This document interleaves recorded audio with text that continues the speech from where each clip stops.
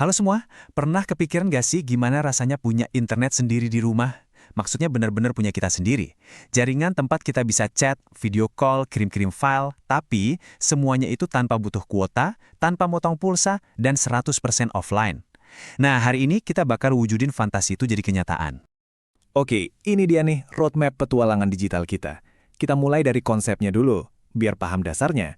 Terus, kita kenalan sama hardware yang kita butuhin.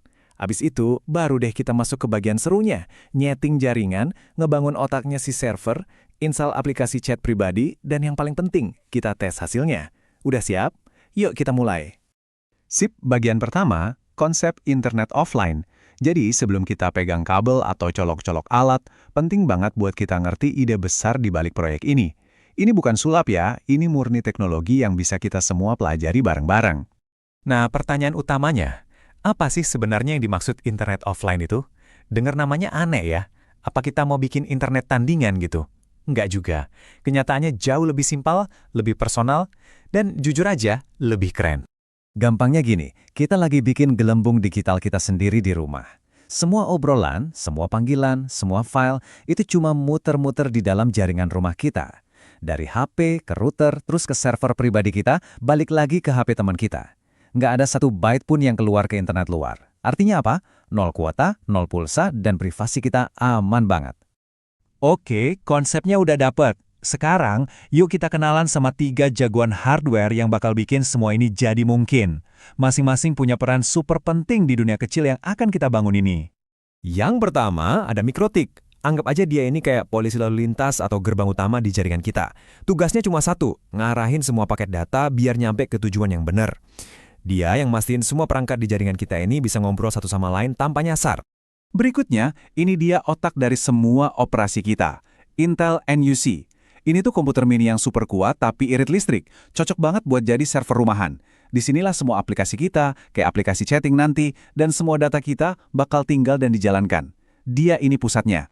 Dan yang terakhir, kita punya tenda F3. Coba bayangin, dia ini sebagai penyiar radio. Tugasnya simpel banget, tapi krusial. Mancarin sinyal Wi-Fi. Biar apa? Biar semua perangkat kita, HP, laptop, tablet, bisa nyambung ke jaringan offline kita ini tanpa perlu kabel. Oke, tim hardware kita udah kumpul semua. Sekarang waktunya kita kotor-kotoran dikit, kita mulai bangun fondasi jaringannya. Tenang aja, kita bakal lakuin ini langkah demi langkah, mulai dari setting si Mikrotik dan tenda. Kelihatannya mungkin teknis, tapi kita bakal pecah jadi langkah-langkah simple. Pertama, kita setting dasar si Mikrotik. Kita kasih dia alamat IP utama sebagai pusat komando. Terus kita nyalain server DHCP-nya biar perangkat lain otomatis dapat alamat.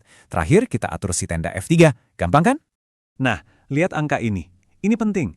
192.168.88.1 ini bakal jadi alamatnya si router Mikrotik. Anggap aja ini alamat rumah nomor 1 di kompleks perumahan digital kita. Nanti, semua perangkat lain bakal dapat alamat di lingkungan 88 ini juga, biar mereka semua jadi satu keluarga besar. Nah, untuk tenda F3, kuncinya cuma satu. Kita ubah modenya jadi access point atau AP. Artinya, si tenda ini nggak akan sok-sokan ngatur jaringan. Dia cuma jadi jembatan, tugasnya cuma nyebarin sinyal Wi-Fi yang otaknya ada di Mikrotik. Simple dan efektif. Jaringan kita udah beres. Nah, sekarang kita masuk ke bagian yang paling saya suka. Kita bakal menghidupkan otaknya, si Intel NUC itu, dengan cara menginstal sistem operasinya. Disinilah keajaiban yang sebenarnya dimulai. Prosesnya lurus banget kok. Kita bikin dulu USB installer pakai Ubuntu server, terus kita masuk ke BIOS di NUC, kita suruh dia booting dari USB tadi, dan kita install Ubuntunya. Nah, ini dia, bagian ajaibnya. Setelah Ubuntu keinstall, kita cuma butuh satu baris perintah di terminal buat install KasaOS. Cuma satu baris. Terus KasaOS ini apaan sih? Anggap aja ini wajah cantik dari server kita. Dia mengubah server kita yang tadinya cuma layar hitam sama tulisan putih, jadi dashboard yang cakep dan gampang dipakai, mirip banget kayak App Store di HP. Mau install aplikasi, tinggal klik, beres. Ini benar-benar bikin ngurus server jadi gampang banget, bahkan buat pemula sekalipun. Server kita udah nyala dan gampang diatur pakai KasaOS. Sekarang, waktunya kita install mainan pertama kita.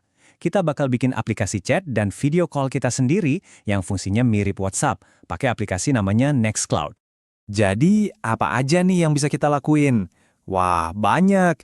Dengan Nextcloud Talk yang jalan di server kita bisa kirim teks, teleponan suara, Bahkan video call rame-rame plus bisa kirim-kiriman file juga. Dan ingat, ini semua terjadi secara lokal di server punya kita. 100% pribadi, 100% milik kita. Oke, semua udah disetting. Jaringan udah jalan, server udah nyala, aplikasi chat juga udah terinstall.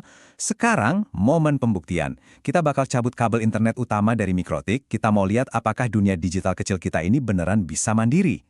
Dan lihat sendiri hasilnya. Waktu kita coba speed test atau buka website luar, ya jelas gagal total. Internetnya kan dicabut.